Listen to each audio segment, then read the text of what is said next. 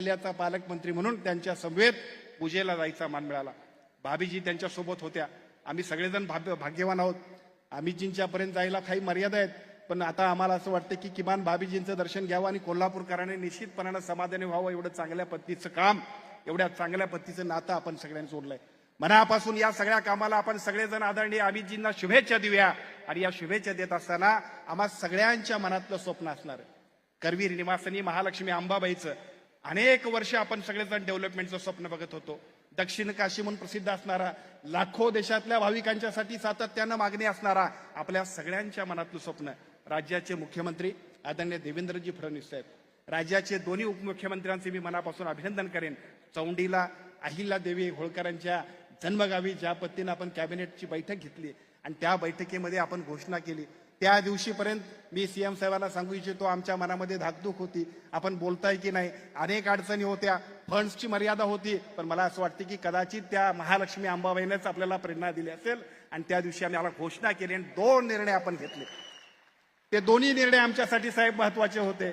एका बाजूला दख्खनचा राजा ज्योतिबा सन्माननीय विनय कोरे साहेब त्याच्यासाठी प्रयत्न करतायत आणि लाखो भाविकांचं श्रद्धास्थान असणाऱ्या महालक्ष्मी अंबाबाईसाठी सुद्धा 1400 कोटीचा आराखडा आपण तयार केलात, त्याला मान्यता दिलीत।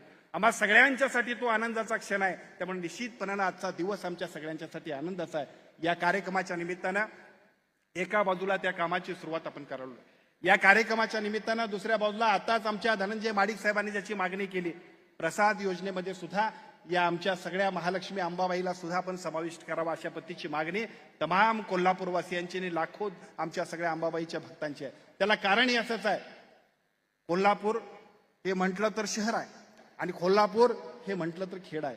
त्याला कारण असं आहे की एका मर्यादित पद्धतीने आम्ही सगळेजण ज्या पद्धतीने निघालोय ते बघितल्यानंतर आता येणारा क्राऊड, आता येणारी गर्दी, महालक्ष्मीकडे होत असणारा प्रचंड अशा पद्धतीचा भाविकांचा ओढा बघितल्यानंतर आम्हा सगळ्यांना सुविधा ह्या द्याव्याच लागतील। मला असं वाटतं की एका बाजूला त्या सुविधांबद्दल बोलावं आणि खरं तर अशा पद्धतीची कृतज्ञता व्यक्त करण्याची साहेब आम्हाला कधी संधीच दिली नाही। तुमच्या समोर व्यासपीठावर बोलायची कधी संधीच मिळाली नाही। मी आपल्याला सांगेन, हायकोर्टचं बेंच झालं, आभार तुमचे कसे मानावेत आम्हाला कळत नाही। मला आठवतंय भूषण गवईंच्या डोळ्यात सुद्धा पाणी आलं। एका बाजूला भूषण गवई आणि दुसऱ्या बाजूला आदरणीय देवेंद्रजी, आदरणीय एकनाथजी आणि आदरणीय अजितदादा, या सगळ्या माणसांचे उपकार कोल्हापूरकर कधीच विसरणार नाहीत। त्याला कारणही तसंच आहे। अनेक वर्षाचा लढा सगळ्या वकिलांच्या पासून सगळ्या लोकांचा होता, त्याला सुद्धा आपण न्याय दिलात। आज सुद्धा अंबाबाईच्या आराखड्याच्या निमित्तानं आम्हा सगळ्यांना कृत्य केलेत। भविष्य काळातल्या एकापेक्षा एक विकासाच्या कल्पना आम्हा सगळ्यांच्या मनामध्ये ज्या आहेत त्या सगळ्या कल्पनांना सुद्धा अशाच पद्धतीने गती द्या। खूप गरज आहे, खूप आवश्यकता आहे। परवा दिवशी तिरुपतीला मागच्या वर्षभरामध्ये आम्ही गेलो होतो। तिरुपतीला गेल्यानंतर 10-12 वर्षांपूर्वीची तिरुपतीने आताची तिरुपती बघितली। तिथं जाऊन मंदिरापर्यंत जाण्यापर्यंतचे सगळे रस्ते, फ्लायओव्हर्स बघितल्यानंतर मला असं वाटतं की माझ्या कोल्हापुरात सुद्धा असंच व्हायला पाहिजे। आता त्याच पद्धतीनं परवा आम्ही गेलो राम मंदिराचं दर्शन घ्यायला।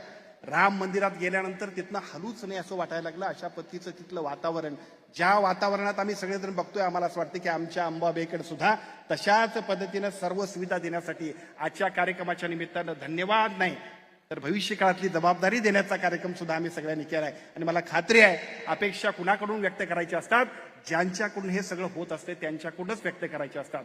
तमाम कोल्हापूरवासियांच्या वतीनं या सगळ्या गोष्टींसाठी आम्ही सगळेजण आमच्या सगळ्यांच्या अपेक्षांनी भावना व्यक्त करतो। अनेक कामं या महायुती सरकारच्या वतीनं आपण केलेल्या कामांची कधी कधी आपल्याला सुद्धा माहीत असत नाही साहेब।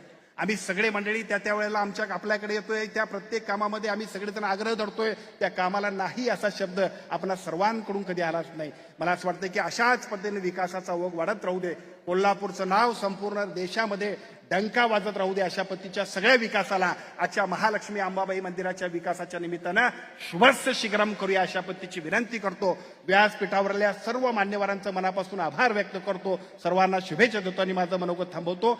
धन्यवाद।